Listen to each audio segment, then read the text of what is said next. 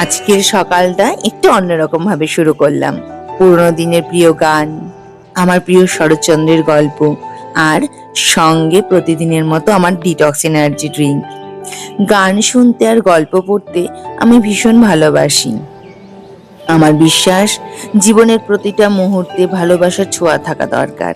আর সবার আগে নিজেকে ভালোবাসতে হয়।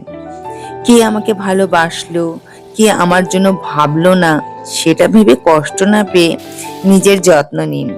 কারণ নিজের যত্নের মধ্যেই লুকিয়ে থাকে আসল মানসিক শান্তি। তারপর চলে গেলাম মন্দিরে পুজো দিতে। সেখানে চলছিল কীর্তন। ছোটবেলা থেকে কীর্তনের প্রতি আমার আলাদা একটা টান আছে।